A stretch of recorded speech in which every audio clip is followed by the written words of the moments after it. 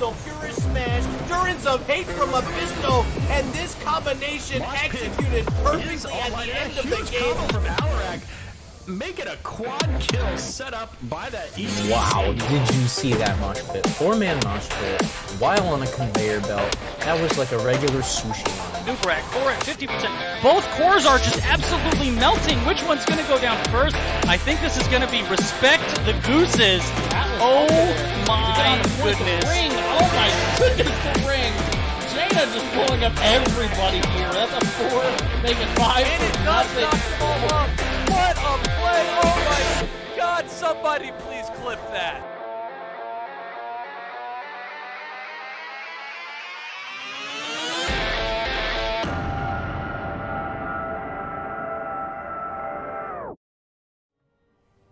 Ladies and gents, welcome back to twitch.tv/MurdaRG. I'm your host tonight, Murda, and I'm joined by my good friend, Stoic.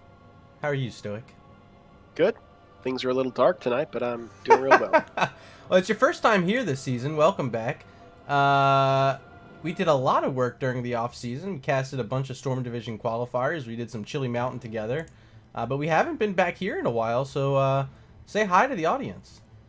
Hello, twitch.tv/MurdaRG fans. Happy to be with you tonight. Well, we're excited to have you guys here. It is a heroic division matchup this evening. Phoenix Rising Ruby versus Ceros Crypto Crew. And this is both of these teams' first match of this Season 10 of NGS. So a lot on the line already, hopefully for them. They want to get off to a good start and cement their place in the standings early here in the season. Yeah, I mean, this is an exciting first match, the season opener for these two teams. So we'll see what they have planned. We've seen all across other divisions, teams have brought out their strategies they've worked on during the off-season. So maybe we'll see something a little spicy or a little standard. Looks like Mixels will be doing a POV stream over on his channel. I'm not exactly sure what his Twitch tag is, but they said, taking Murda viewers. How dare they? Either way, we're excited that you guys are here watching. We're still waiting on one more player to join us here in this lobby, but in the meantime, we have a bit to talk about. It is September, so if you're here on Twitch and you got that sub button, it is a little bit discounted this month if you want to support me and support the dream here. Doing some grassroots Heroes of the Storm action for you. Consider using your Twitch subscription here. As we flip on over to the map bans this evening, you can get a sneak peek at what game number 1's going to be. Phoenix Rising Ruby banned away Infernal Shrines and Brax's Holdout. And the Ceros Crypto Crew took away Alterac Pass and Towers of Doom. Map 1 will be Dragon Shire as chosen by Triple C. Triple C! I feel like that's like a... You ever watch Food Network at all with Guy Fieri? Yes, I've seen... Triple G! Yeah. Yeah, a little bit of that. I'm gonna have to put the shades on the back of my head for that, though. Guy Fieri, what a guy. What? What a guy! Was that a pun? It was an attempt at something. You know, I'm a Guy fan. He's also got Triple D and Triple G. He's an interesting dude. But either way, I'm excited. Dragonshire good map's gonna rely a lot on that solo lane, of course. I'm not exactly sure who our solo lane players are tonight, but we're gonna find out quickly when we get on in.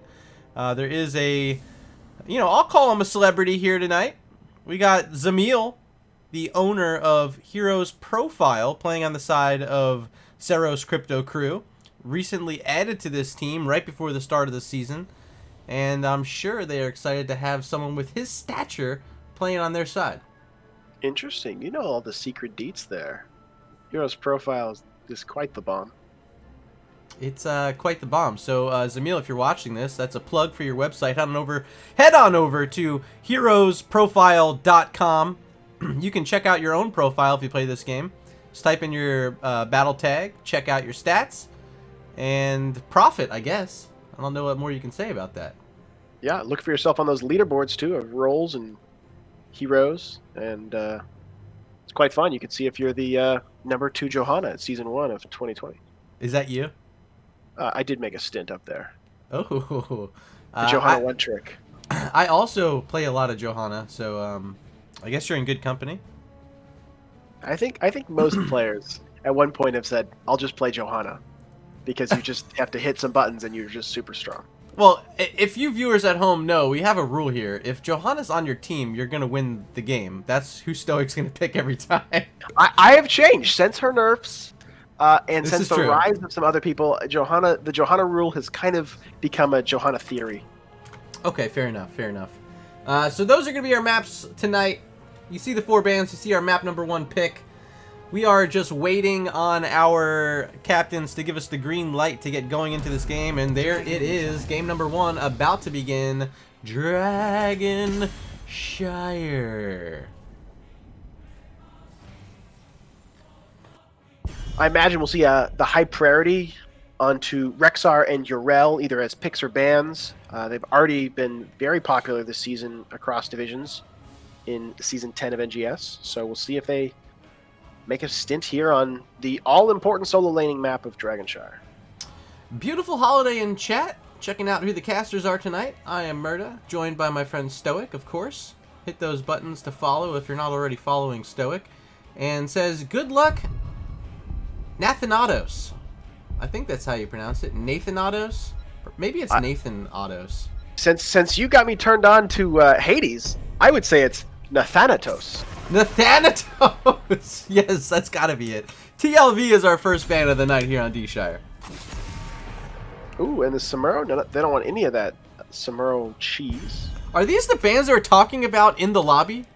They did premeditate these bands as a 10 stack. They talked about what they They're like, didn't okay, want to we'll ban Vikings, you guys ban Samuro. What is this gonna be, like a ban on like Abathur or something next?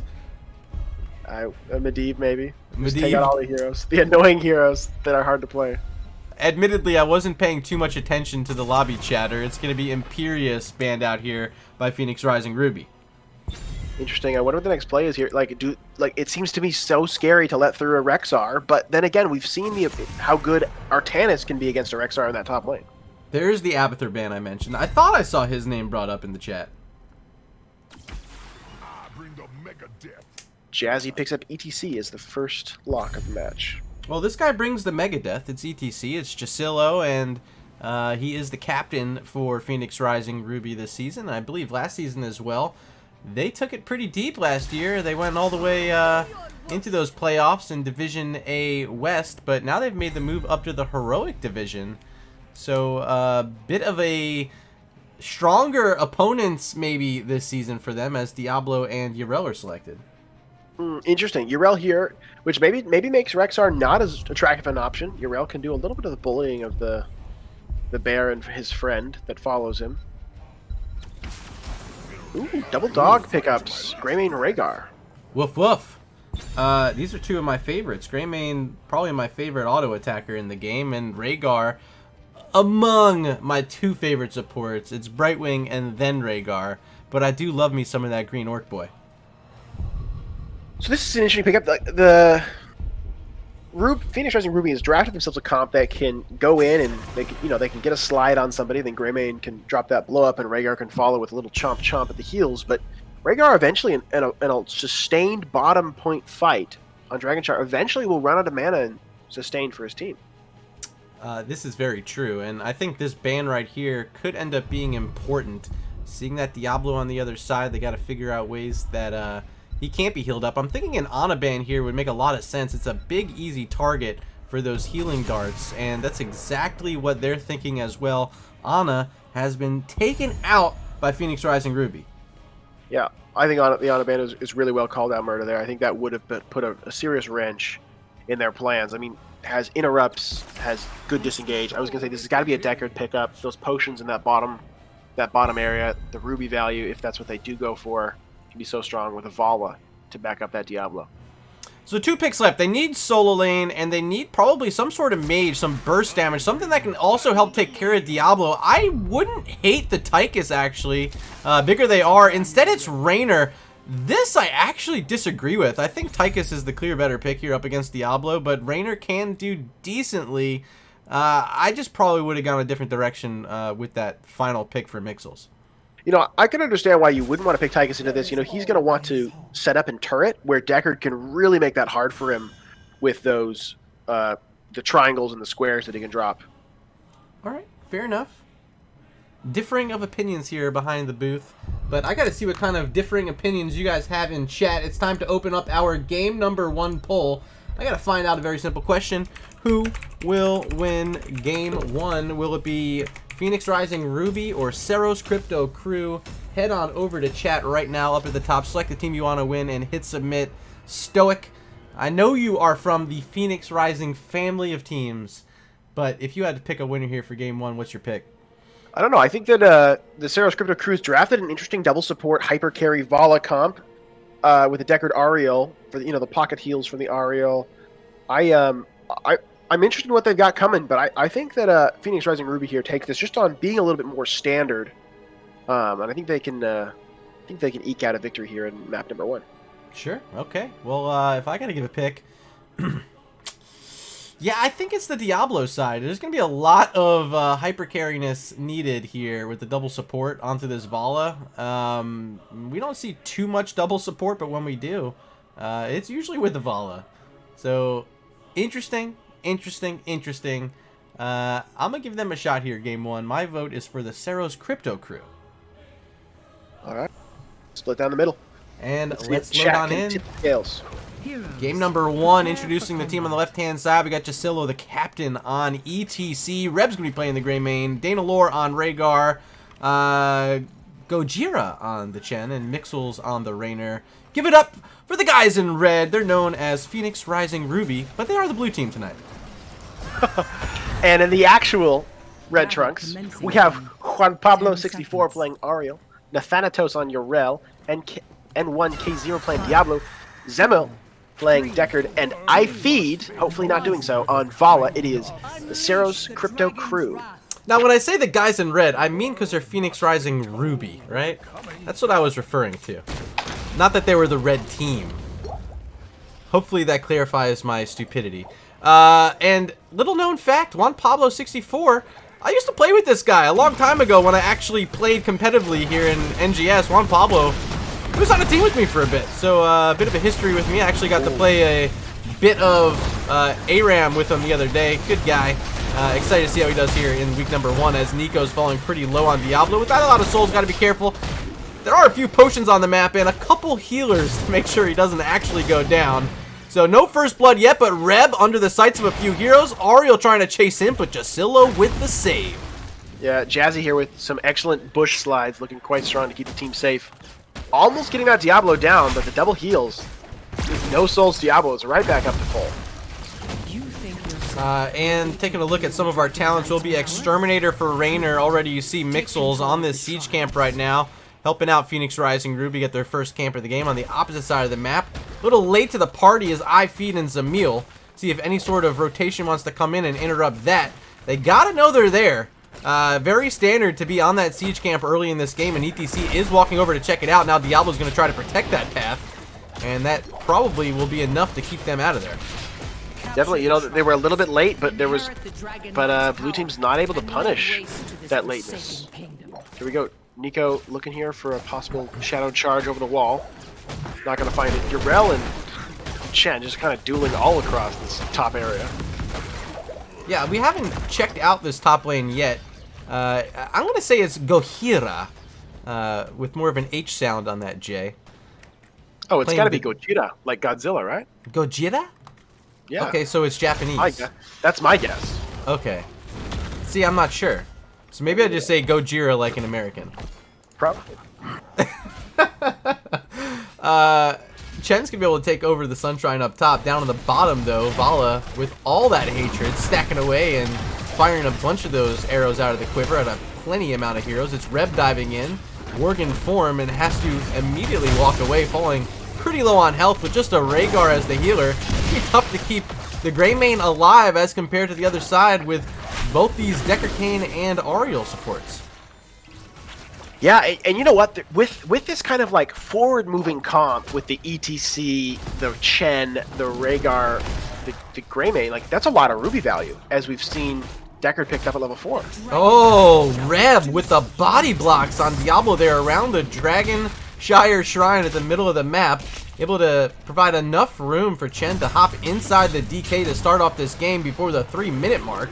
And bottom lane, this is Rainer with Exterminator, firing away some auto attacks at one of these towers. That's going to quickly fall.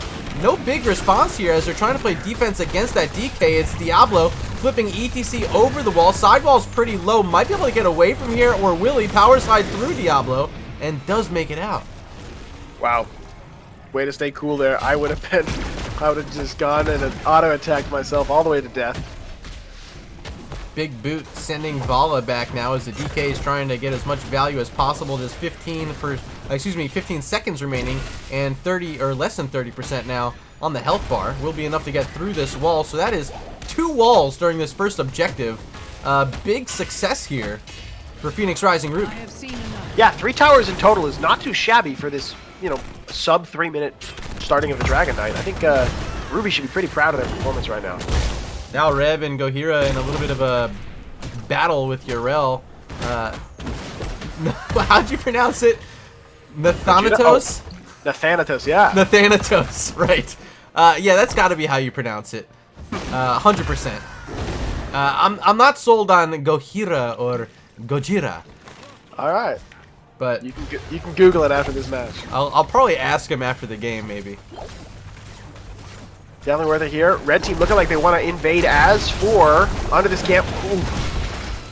Jazzy, though, doing some distraction, allows the team to grab that camp in time.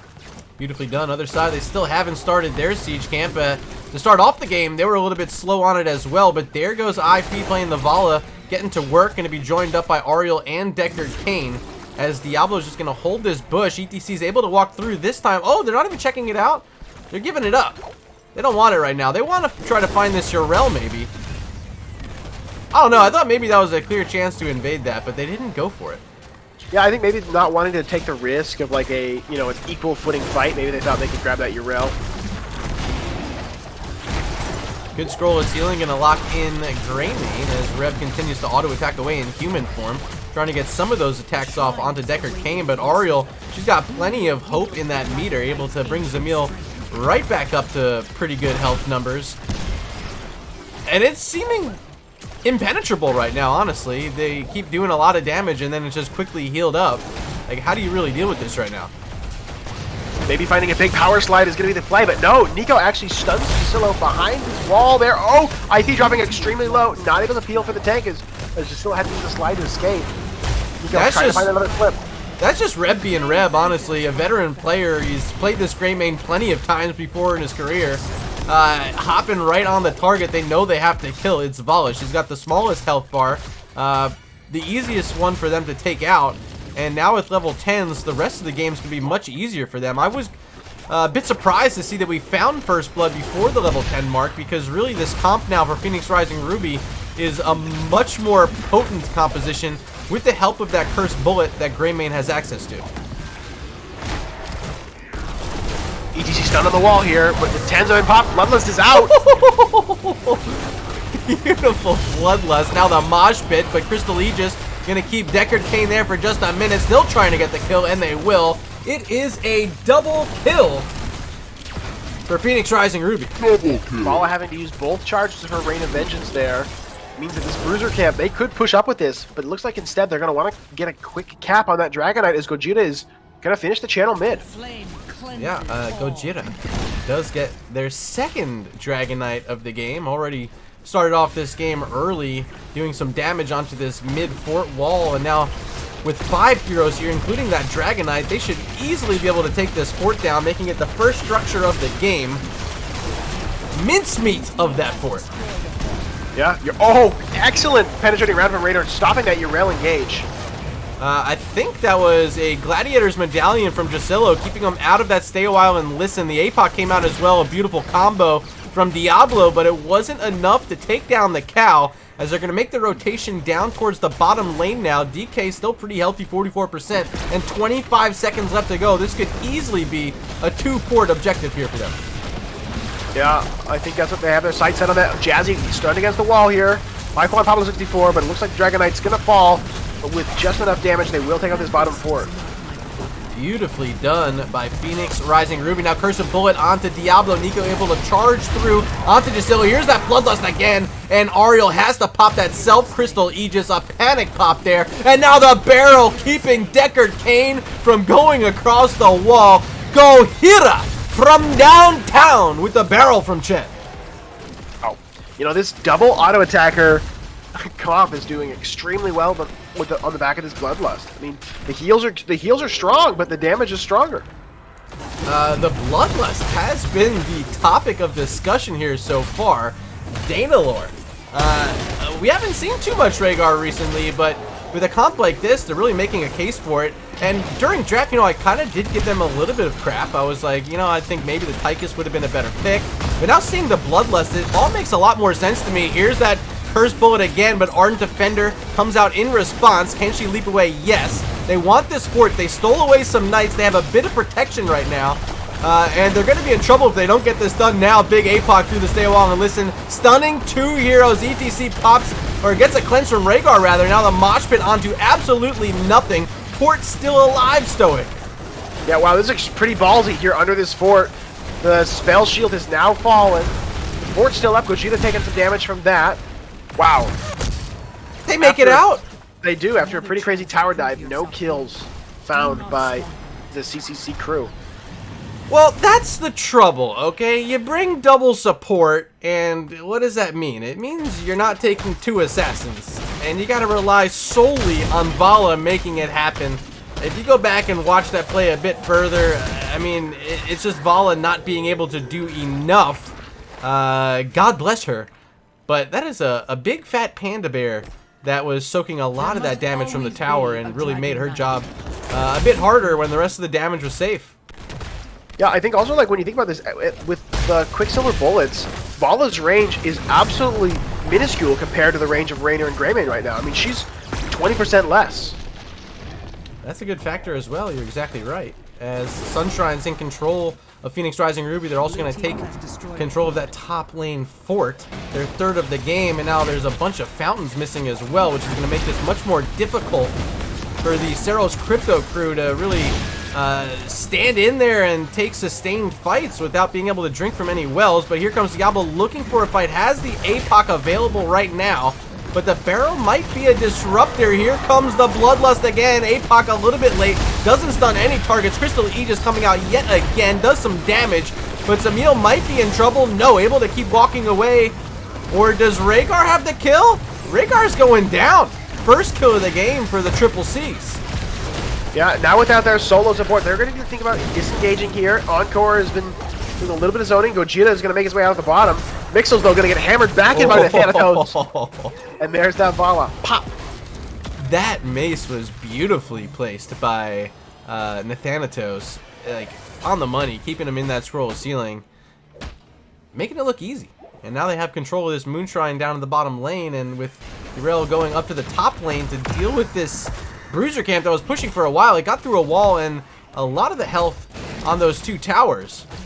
Later on in the game, that could start being a bit of trouble for them, but for now, they are happy to be living to fight another day and are much closer now to closing this experience gap that was opened up earlier by Phoenix Rising Ruby. Looks like this next fight will be bottom.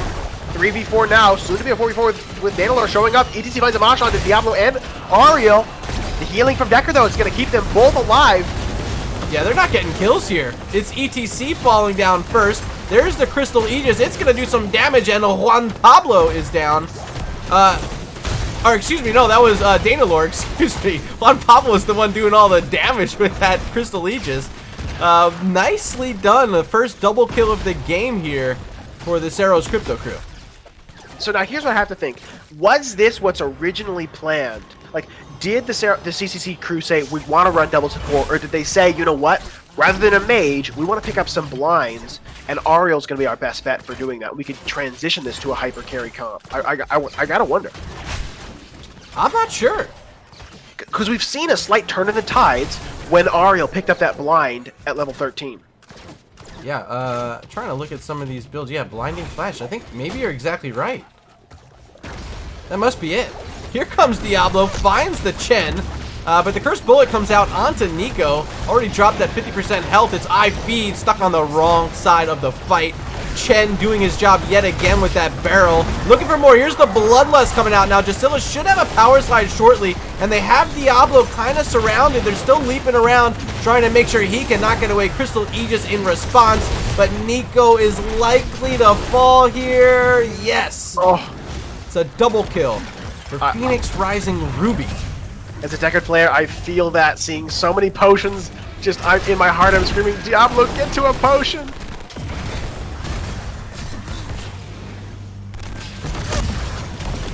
Camp successfully stolen by Phoenix Rising Ruby. Urel trying to stop it a little bit as much as she could. The sleep drops hitting all four members here. Urel finds the engage onto the wall. Grab dropping extremely low, as is Jasillo.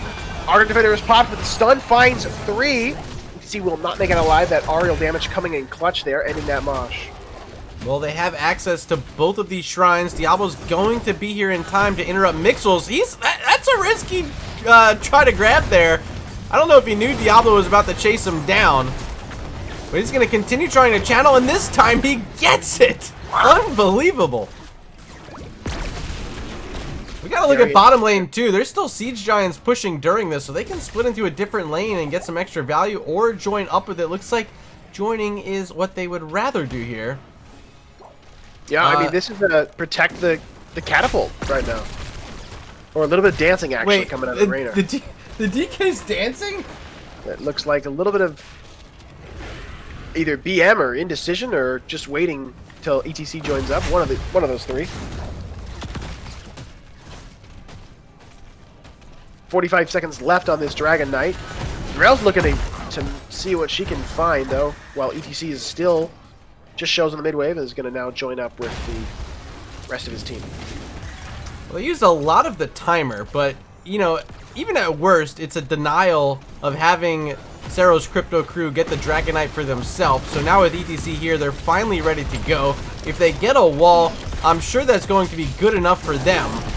But certainly, I don't think they're getting down this keep. Here comes Urel from the flank, trying to disrupt this backline, keeping Rainer off these towers. Now the charge in from Diablo with the self-cleanse from Gohira, going to keep him alive.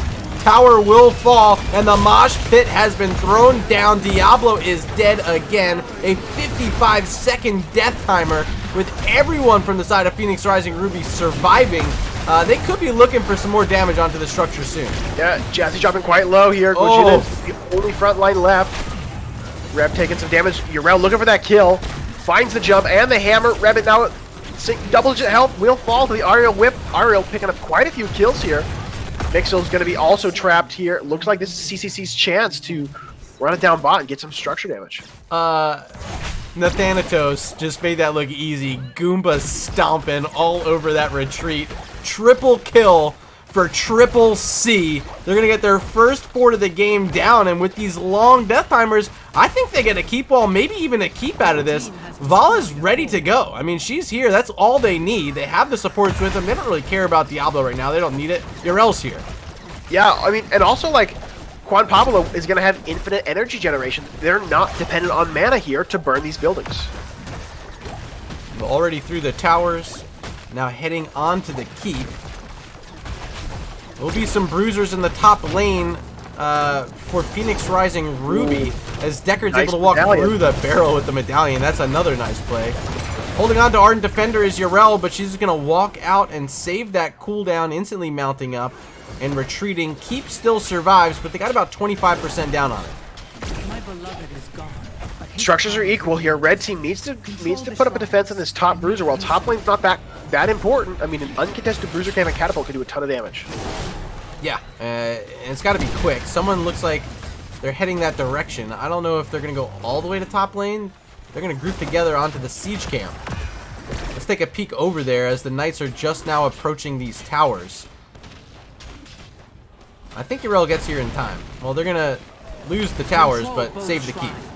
Yeah, I mean, they also, though, will, like, they're going to have to give up this bottom point, which will be controlled here by Phoenix Rising Ruby. Both teams looking like they want to stay relatively close as 5.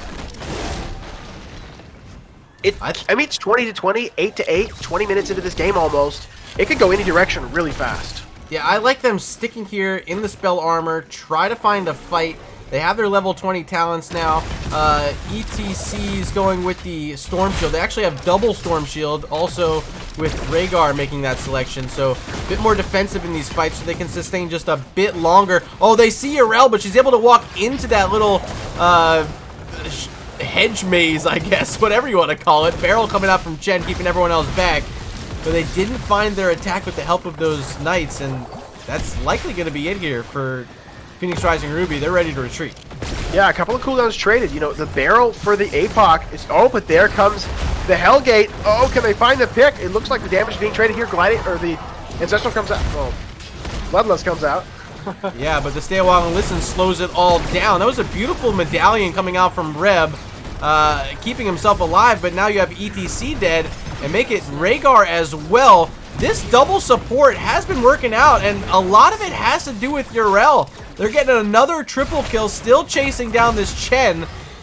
That might be game, actually. They have this bottom lane opened up, and 4 heroes still alive. They have the attacker they need, and they get the Chen down. This is GG.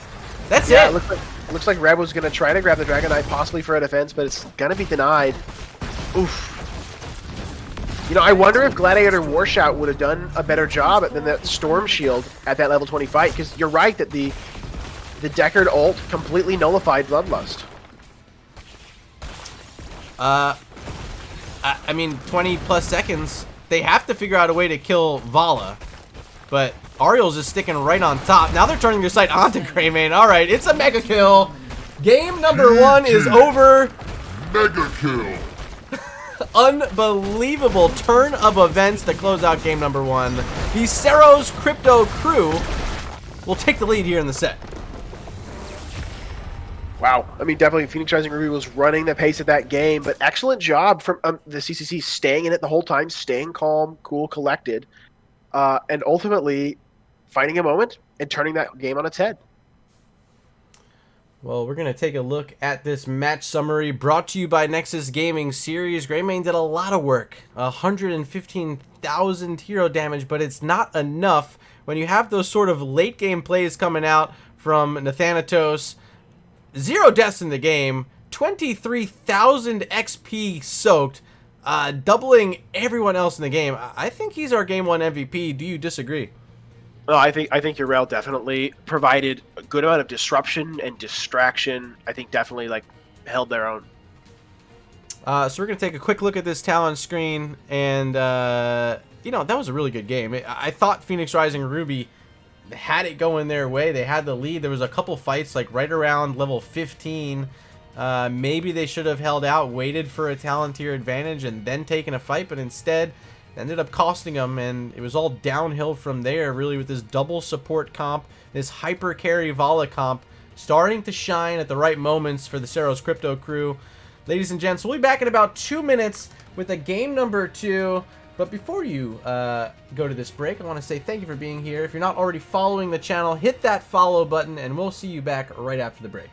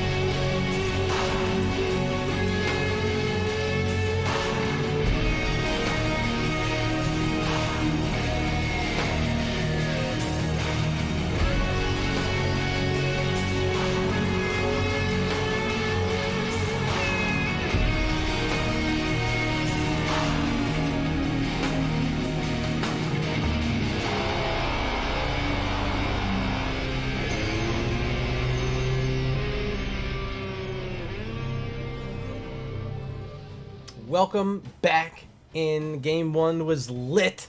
The Hyper Carry Vala comp coming out on top. Looked pretty fine and fly at the end of that game, Stoic, but anything else that you want to make note of before we head into this game too? I just can't wait to ask about that.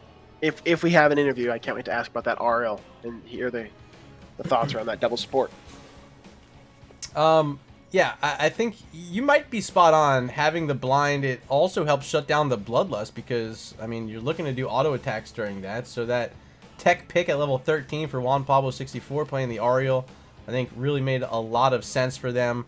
Are you in this lobby? You're playing for Phoenix Rising Ruby. Okay, thank you.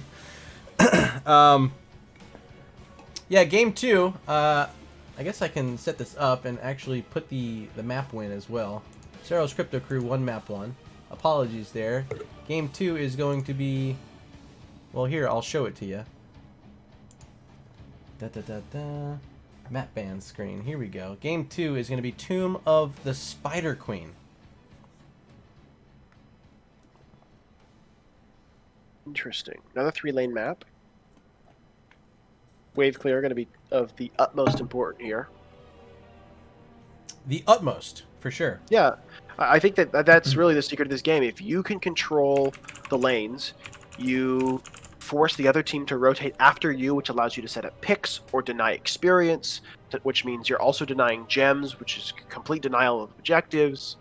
It really, on this map, like at the highest level of play, and I think Heroic is approaching that, like one wave of experience can be the difference between an absolute to start the snowball.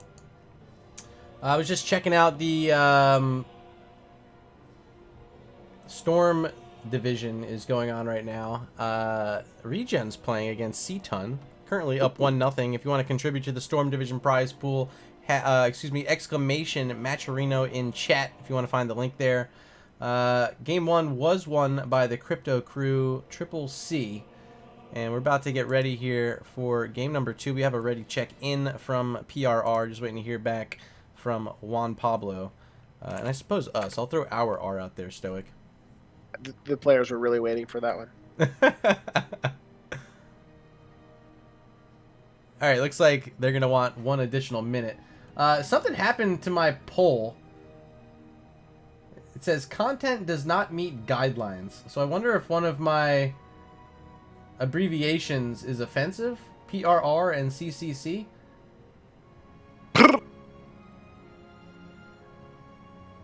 CCC, yeah. How dare you? How dare you? Alright, so I guess I'll type those differently for game 2. Apologies, you guys didn't get the vote at home. Maybe they thought you were trying to illegally sell cryptocurrency through Twitch. Oh my gosh. Let's see. I'm just going to write Ceros Crypto Crew this time. No abbreviations. PRR unready. Oh gosh. They're trolling at this point, right?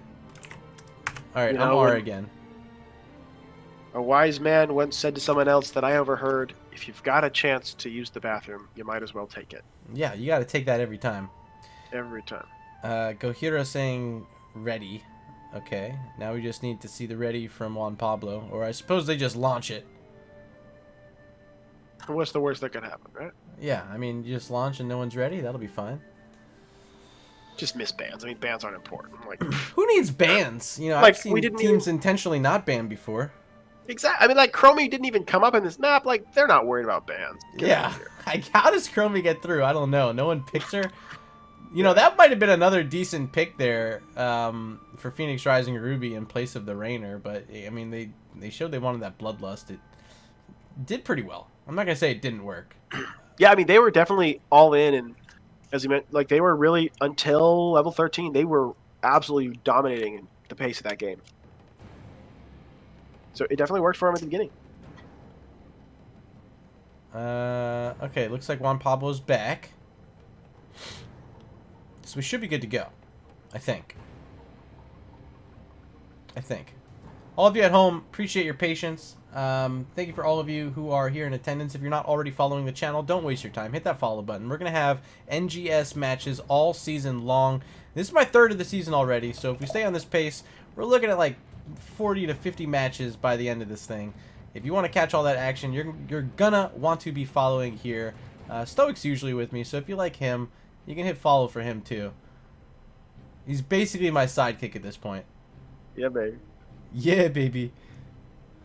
I'm the barnacle on the hull of the Titan of casting. I'll take it.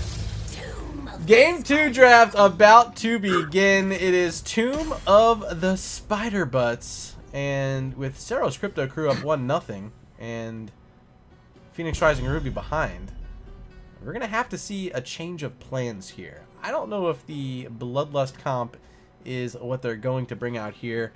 This map's going to play a bit differently. We didn't see Johanna brought up at all, but I think she takes a bit of a bump up the priority list here on Tomb of the Spider Queen because of her wave clear. But, like, is she worth it at all? Maybe teams just don't like her at all anymore.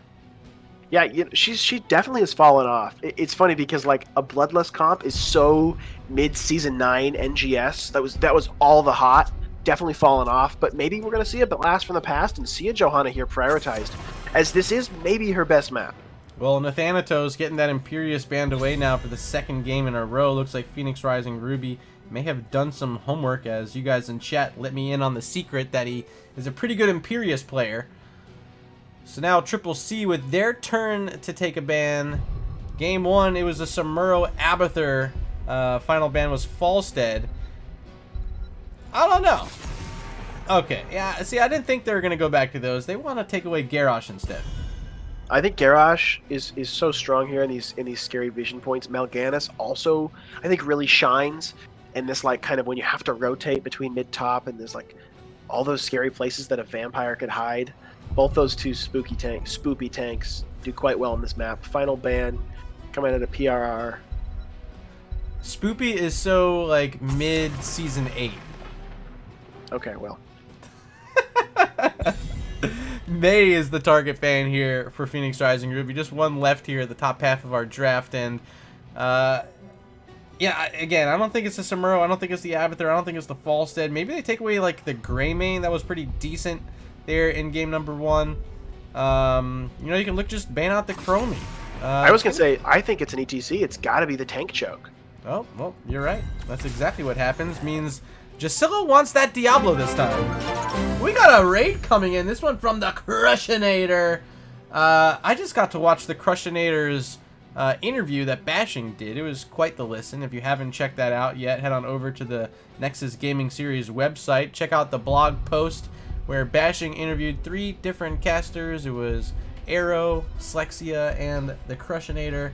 All worth a listen, all worth a watch, as Yorel and Phoenix are grabbed. And I know Juan Pablo plays this Phoenix. It's one of his favorites.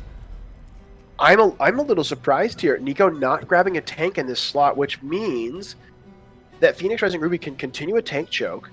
They've denied Diablo. They could ban something like Johanna here and leave Nico on a Mal'Ganis or a Muradin, which are often considered, you know, more in that, like, B-tier tank.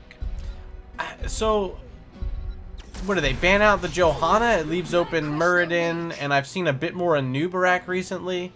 You know, the Blaze, you can make a case for Blaze here on Tomb of the Spider Queen playing as a main tank. I saw it last night. It worked out really well. There's actually Regen Divine playing the Blaze here. So I think there's still options at tank, though. You're right. There definitely are still options here at tank. I mean, I think, though, if it is a Blaze tank... Oh. They banned the Blaze. They banned the Blaze. Oh, so I mean, they don't want a Blaze tank. Maybe it's a Nubarak, but a Nubarak is going to be so go-inny, and, like, Phoenix does really not want to go in that much. I don't know. There's definitely some options here. We'll see if Phoenix Rising Ruby is thinking the same way I am, or if they're going to say, no, there's still too many tanks that can work on the board available. Crushinator in chat's got some hype on this heroic division. You love to see it. Also saying it was a fun interview. Great to hear from Arrow and Slexia as well. Johanna is the ban. So you're right. It is a tank detected. ban choke. Tank choke. Whatever you want to call it. Santa Atnas, thank you for the follow. Thank you for being here this evening. Rhaegar. Did they go double support again? Oh man, I doubt it. is it the hot? We'll see. No, but maybe they want a Bloodlust comp. Thrall. They're saving their tank. I mean, this could be a Bloodlust comp. So you get the Earthquake, you get the Bloodlust. You're going to have Phoenix doing a whole ton of damage. I'd assume the Purification Salvo. And then that final pick for Nico. What makes sense? Is it just like a... Muradin. Muradin? We've seen Muradin kind of rise back. I'm thinking about the way my pal Vince played Muradin previously. We saw in the on the NGS channel, the opening game of Storm Division was quite strong. Ooh, Zul'jin though, for a little bit of that tank burn, whoever's going to be left is going to be a little bit weak to Zul'jin. And this is now 2 games in a row. Gohira on the Chen. Place your bets in chat.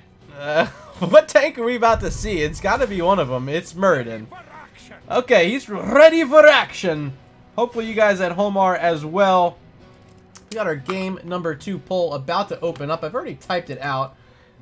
Phoenix Rising Ruby or Ceros Crypto Crew. Who's going to win this game number 2? Head on over to chat right now. Up at the top, select the team you think is going to win this game number 2 and hit that submit button. I know Kovi's here. I know who he's rooting for. But Stoic, who do you got your money on here in game number 2? Yeah, my rooting aside, I think, man, I think that Phoenix Rising Ruby takes this. I think the strength of Diablo is I think that, too much. I think Diablo is pretty strong here. He has the tools to snap engage, but also to protect these vulnerable, really glass cannons of Jaina and Zul'jin. And so I think I give this a PRR. Well, currently the vote is split 50-50. Actually, no, it's moving right before my eyes. Couple votes now for Phoenix Rising Ruby as we load on in game number 2. Tomb of the Spider Queen here on the left-hand side is Mixels on Zul'jin. Danalore playing the Deckard King. Gohira, second game in a row on Chen. Jasilla the captain on Diablo. And Reb playing that Jaina. Give it up for Phoenix Rising Ruby. In the red team, up 1 map already. We got Juan Pablo 64 on Phoenix, Zemel on Rhaegar, I Feed playing Thrall, Nico now playing Muradin, and Game 1 MVP Nathanatos on the URL. It is the Ceros Crypto Crew. Oh, Triple C. If you missed that joke earlier, you just got it again. Level 1 talents up on your screen. This is the Arsenal Synergy for Phoenix. And the Headhunter for Zul'jin. Oh, okay. So, but I think the Arsenal Synergy is giving credence to a potential Bloodlust later on. Of course, if they don't go Bloodlust, as the warp has to be thrown out there by Juan Pablo, but if they don't go with the Bloodlust, the Ancestral Heal is pretty good for Muradin. I mean, he's a big body tank. He has that Avatar. He gets a little bit of extra health. The Ancestral can keep him alive. We'll see if... Oh, That's there's a medallion. Jazzy. 55 seconds, won't have it till almost 6 minutes into the match. Ah, man. And looking at this early fight, just seeing what Juan Pablo is able to do with a Phoenix. I know he's played this hero extensively in the past. Does a lot of heroes, Storm League with this hero. He's happy. He's like, all right, you give me my Phoenix in game 2. Let's walk away with a domination win tonight. That's their game plan, of course. But so far, it's looking good for them. Yeah, you know, Mixel's now at 5 stacks already. 5 stacks and getting some more here as well. Pops that extra key to reduce his health and does a lot of damage there to Rhaegar. And Muradin's pretty low as well. Going to have to rely on some of that second wind to get some of his health back. And we're pretty deadlocked here. Have we seen the bottom lane at all? Chen and Yrel, they've traded out a bunch of health, but still neither side finding any damage onto a wall, at least not too much. Yrel's making the rotation towards mid here, trying to find Zul'jin. They don't have the damage here. Wow, this Headhunter talent is something we don't often see on this side of Division B. So an interesting pickup here. If he's able to find those kills, though, an extremely valuable level 1. If not, though, kind of a dead talent. So Zul'jin going all in here. Nathanatos winning this matchup. I think much happier not having to worry about a control point up against Chen. Just going to take the matchup 1v1, and it's looking pretty solid so far. Urel made this rotation towards the mid lane a couple times now, trying to see if they can find anyone standing out. Probably wanting that Deckard Cain or Jaina primarily, but Diablo's a big scary boy. Already have 42 stacks in that Soul Stone. Huh. You know, Jaina doing a good job here of just keeping the mana up, just going, clearing a wave, getting back, getting safe. Blue team is not even trying really to fight. They're just looking to get gems and clear waves. Kobe just let me know I have a 2-season-old logo. Shame on me! How dare I? I'm gonna fix that for you, don't you worry. But for now, let's continue watching the game, and if I get a little break, I'm gonna try to swap that for us. My apologies, Kobe. How dare I?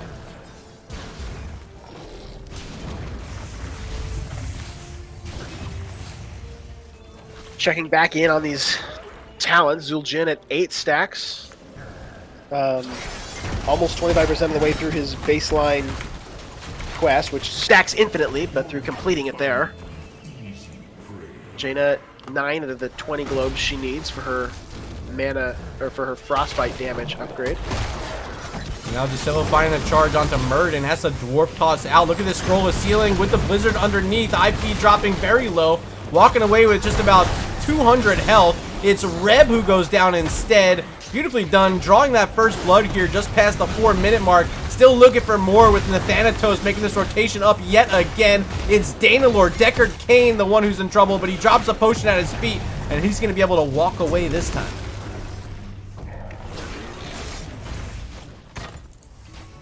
Level 7's online now. Gogeta in a little bit of trouble as he's getting dove. The Phoenix, Urel are there. Danalor not there in time to drop a potion. Phoenix, Urel on the gank squad here. Oh, Phoenix stepping in. He wants a little bit more. I think I fixed the logo. Did I fix it? I think I fixed it. Let me know, Kobe. Apologies. Descend, my daughters. Descend and destroy the blue team. Maybe it didn't update. Maybe I'm crazy. Red Web Weavers descend first. Ceros Crypto Crew with that early advantage here. 2 kills. They're about a level lead as well. We'll see what they can get out of these first Web Weavers as all 3 are about to be pushing up on these fort walls. Yeah, mid lane's in the biggest trouble. 3 heroes here. It's Phoenix. They got the Rhaegar and they got the Thrall. This is a lot of heavy damage. You don't see Thrall in the 4-man often, but you do this time. And when he can pop that, his E talent, why is it drawing a blank in my mind? The Feral Spirit, the root? No, that's his W. Oh, Wind Fury. Wind Fury, that's the one. Yeah, when he can Wind Fury onto a structure, that's a whole ton of damage that, like, you don't expect. And I think it's just going to be even scarier the moment we see level 10 talents click in. Phoenix going with this pure auto attack build, it's just, that's telling me one thing. Bloodlust. Yeah? It's not lasers here, it's auto attacks. Yo, I think you're right. Definitely. Nico jumping in, finding Mixel's a little bit isolated. Mixel's using that, trying to self-cleanse, but Voodoo Shuffle not enough. Mixel's will fall. Alright. 3rd kill of the game for the Ceros Crypto Crew, just moments away from level 10, with Gisilo trying to get out of here. Stormbolt hits Juan Pablo, using that Arsenal synergy very well, but Diablo with a very healthy health bar, thanks to that Soul Stone being complete right now. Juan Pablo has to warp away, and now it's Urel getting charged into a wall, flipped back into it, can't hop away, but does find the mace right into the face of Chen. He pops that Gladiator's medallion and finds some potions from Deckard. 10's online here. This could be, it is Bloodlust like you called. And they're going to give them a taste of their own medicine. And they're getting their gems in as well, dropping them off before this fight. They're going to want to take it. MURADIN currently sitting around mid. He's trying to defend the top egg spawner as the rest of this team is going to rotate around. They do see Reb. Here comes a jump on. He pops that Gladiator's medallion, but it does not matter. The Wolf is on. Thrall helping out with that kill. Mixel's now. Horrible spot for 23 gems to hit the ground. And those are going to be guarded against and perfectly defended Bottom lane, Yarel in trouble. Ardent Defender's already... No, there it is. I thought it was already used. But he still had it. Wow, Juan Pablo dropping extremely low. The interrupted was the blink out, but not enough damage to capitalize on that interruption. Well, he medallioned right through the barrel. That looks so goofy every time I see it now. But I guess that's a thing with this brand new item in the game. Juan Pablo makes it out alive. It was a beautiful interrupt on his warp as he was trying to use it. Chen hopping in with that barrel. But you got to worry about two things now. There's the cleanse coming out from Rhaegar, keeping Juan Pablo up this time. But the Stay Wong Listen also coming out in a beautiful spot from Deckard Cain. And this fight is going to commence. No Bloodlust available this time for the Ceros Crypto crew. Oh, man. This Water Elemental just alive and dealing a ton of damage. Just uncontested here. Will end up... Oh, wow, good control here by Reb. Keeping the Water Elemental alive. And that was another medallion pop there by Yarel. She was getting slowed by that Water Elemental, but made it out. Blue Web Weaver's the first of the game for them, but still no kills in the game for Phoenix Rising Ruby. They got to make some magic happen here. A big moment for them. They lost a lot of gems earlier, so a limited amount on hand after this. They got to get value with these Web Weavers. Yeah, they definitely do here. This middle one going to be falling quickly, and the bottom one is pretty pushed out. Top is their best bet. They've got all 5 up here. They're looking to see if they can find a wall and possibly see tempt out a mistake. Let's turn this wall into something a little more. Well, Zol Jin's going to start ripping down with some axes, taking out one of the towers already. Big web blast from the Web Weaver going to help finish off this other tower. Now going to move on past the wall onto this fort. Look who's waiting in the flank. It's iFeed, ready to come on in. And here it comes. They have the Bloodlust, they have the Earthquake, and the Earthquake comes on the backside of this fight. Yasila's going to have to walk through the Earthquake the full distance. Purification Salvo onto 4 targets. Can they get a kill? Not quite yet, as Rhaegar is chasing down. They did get the Diablo, make it 2. Gohira's going to fall to be 3. A triple kill for the Ceros Crypto crew. Oh baby, it's a triple. Wow, the Deckard healing at the beginning of that fight was amazing, but the Ruby just, with only now being on a 20-second cooldown, wasn't back as all those heroes fell. The Earthquake, Salvo, Wombo was so strong. Yeah, iFeed, he was just waiting for that moment. He said, okay, you can walk in under the fort. I'm going to come right behind you, drop this Earthquake. You won't be able to run away. We have the Bloodlust to give us speed. We got the Earthquake to slow you down. It's just a win-win situation when that comes out. A classic combo from these two orcs. Up 2 levels now with a boss turn-in chain. CCC looking so strong, going to push on this top fort, and they're probably looking to see if they can drop a keep here as well. Fort is going to be down. Web Weaver's following up behind, but this top lane it's all the way back there. There was still a minion up, so it's going to lose a lot of health on the way. That might slow them down in the pursuit of getting this top lane keep wall down. Jen's trying to clear out mid as Yarel's going to join in with the bottom Web Weaver. But yeah, that's a huge problem for them, and this boss is going to fall before the Web Weaver even shows up. Oh, that's so unfortunate that they couldn't bring the Web Weaver with them. I mean, the minion wave has stacked up there. 4 little mini spiders, but looks like this is going to be able to be defended. 100%. Yarel's going to get some value at mid, hopping over the wall, actually. Web Weaver here comes the rest of the squad. Towers are down, wall is down. Now they want this fountain. And they do know that Chen's in the bottom lane. He's holding 9 gems right now. Yarel's here.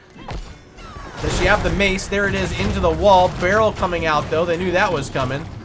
Keeping Juan Pablo tucked away into the corner.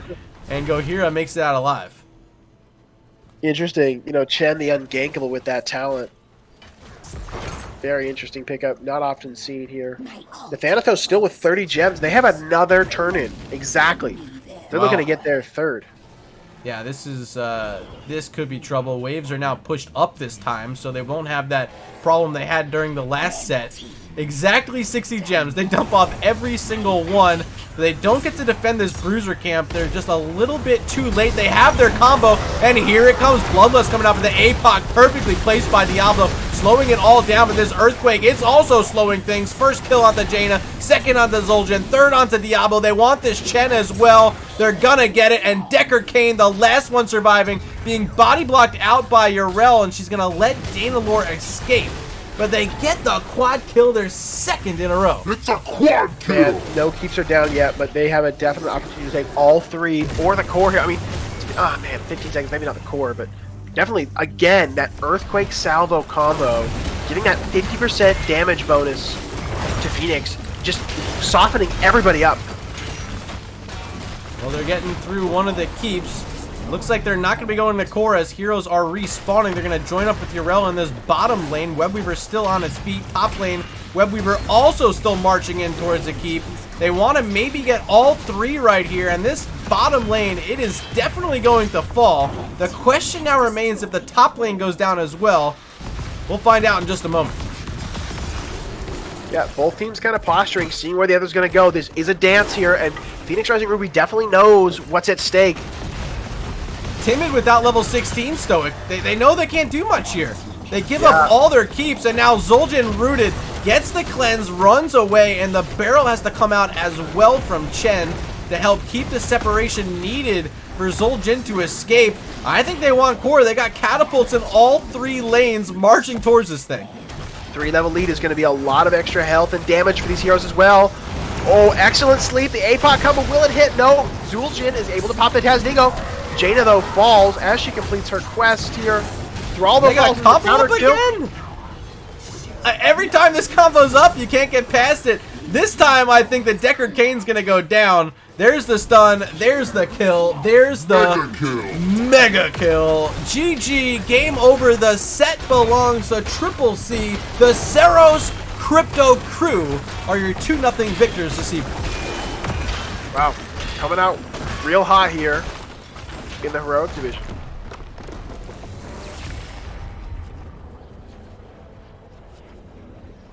Wandering Keg, 50-second cooldown. It's quite strong peel and disengage, but ultimately like wasn't enough to save that final fight. Well, let's take a look at this match summary brought to you by Nexus Gaming Series. Mixel's doing a great job for the second game in a row, but it is still not enough to get through this incredible synergy between Thrall and Rhaegar, the Earthquake and the Bloodlust. Phoenix coming out with top hero damage in the game. 2 kills, 0 deaths, but choose your pick between Rhaegar or Thrall. Really made the magic happen there in game number 2 as MVP. Yeah, that's a good question. I don't know. I think we just give it to Rhaegar here, seeing that he had 8 kills. Lots of finishing blows there. I think part of that is good bites, and part of that is really just strong. The Lightning Shield build was really strong there in this, this kind of like overwhelming wave of damage comp they had. Strong, aggressive bites from Zamil. He was on the chasing end of a lot of those plays, trying to finish off some of the fights that had started with that Earthquake. And yeah, that's a hungry pupper if I've ever seen one. Let's take a look at this talent screen before I try to get a hold of a quick interview somewhere. Juan Pablo is asking,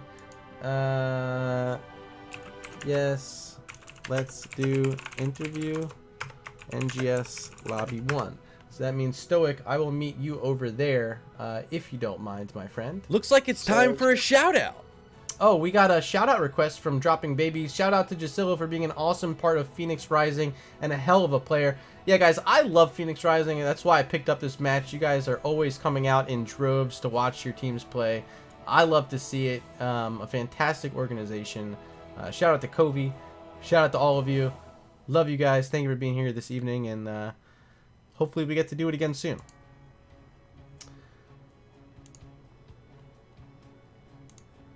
Alright, sorry about that. I'm a little bit late, but welcome to the stream, and congratulations, Juan Pablo, on the victory this evening. It was an interesting game, I'd say. I don't know, that first one was weird for us in the beginning. Yeah, let's talk about it, because you guys pick up the hypercarry Vala comp, and Stoic has the question. In fact, I'm gonna let him ask it because he was wondering after game 1. So I want to know here with this last pick, Ariel, was that the plan going in to have this double support, 2017, 2018 style comp? Or was the Ariel pickup really one to say, you know what, this is going to be a bloodlust double auto attacker. We're going to need some blinds. Oh no, we planned it from the start. The only thing, we picked the Oriole last because we knew they weren't going to pick it, and we didn't want to give them the idea that we had a hypercarry comp. Sneaky, sneaky. We didn't really think you see that with the Deckard pick first. Yeah, I mean, you guys had the Vala. You guys had first pick in that game, I think. Well, we had no, you had pick, second and pick. First. Yeah, so you guys got Vala after the final ban. Okay. Yeah, we get to see Vala on occasion. Every time we do, it's always exciting because it's usually the Zarya I see more often, something that can shield without Tassadar available anymore. Maybe Medivh. But having the Ariel, you made it look pretty good. Oh, thanks, by the way. Yeah, we're working on it still, though. We kind of played a little sloppy that game, and their ETC punish was pretty good there. Yeah, early game was a different story. What really was the changing moment? Was it your level 13 talent? Was it something else that maybe we missed? I think it was just later on in the game we got more comfortable to it because we've only practiced that comp a little bit, so we're still getting more accustomed to it. All right. So it was probably the more interesting match was that game number 1. Game 2, you guys really just led from start to finish on Tomb of the Spider Queen. You got back-to-back turn-ins to wipe out all 3 of those keeps. Some big kills that led into a boss, and then that mega kill to close it out. You had a quad kill right before it. I saw the Thrall, I saw the Rhaegar. I was like, this is Bloodlust Earthquake. How did it feel with that Phoenix able to do that much damage with your auto attacks? Oh, just pressing R and just going to town it's always nice having the opportunity to. All the slows and everything. I know he's one of your favorites to play in Storm League, am I correct? Oh, there's no doubt about it. So that was a green light for you to just have some fun in game 2. Oh, for sure. All right, Stoic, any questions game 2? So I'm interested here that you had the hypercarry Vala comp, the double support plan in game 1. Was your game 2 plan also like set pre-match, or was this something that you adapted to after seeing the playstyle of Phoenix Rising Ruby? No, we thought about that beforehand too. So how far out are your comps planned? I'm curious, for you as a team building these comps that you want to bring to a map, how do you come up with a comp, and then how do you decide when to roll it out? I think we just kind of try to set like a game plan beforehand, and then see how it kind of goes with the map and what would work best. I wouldn't say like our comp on team was the best, mostly just because we kind of lacked a little bit of wave clear, so we kind of had to be a little bit more aggressive. All right. Any players tonight that you think did an outstanding job that you want to maybe recognize? I think it was Nathan. The Urel setups in the first game were insane. It really gave us opportunities to do stuff there. Well, we gave him game 1 MVP. Game 2, I mean, it was just as good. I still have the stat screen open. 0 deaths, and he had 0 deaths in game 1 as well, so that's a flawless victory for him.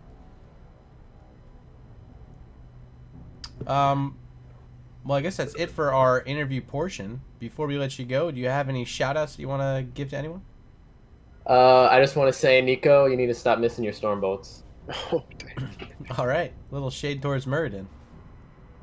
Well, Juan, thank you for joining us. Longtime friend of mine. Pleasure getting to watch you play tonight, and congrats on the win. All right, thanks, man. And thanks for casting the game today. Appreciate it. It's our pleasure, man. Anytime. All right, bye. All right, Stoic, let's hop back on cam, and we'll do a little closing here. Sounds good. I got really dry throat right now. I don't know what happened. My throat got really dry, but we only have a couple more minutes left. Let me actually put you on. I gotta hit the button here. There you go. Stoic, any last words from you as I try to drink some water here? Strong showing here in week 1 from the CCC. I mean, I was very impressed with the good plays. I think Phoenix Rising Ruby, they had some good matches, and they played pretty ballsy in game 2 I was really interested, though, in what Juan said in the interview when he said, we recognized that we had less wave clear, which meant we had to be a little bit more aggressive. That's an interesting thought, and it worked out really well for them. I mean, ultimately, if you look at their siege numbers, they had a lot, but their wave clear was a little light.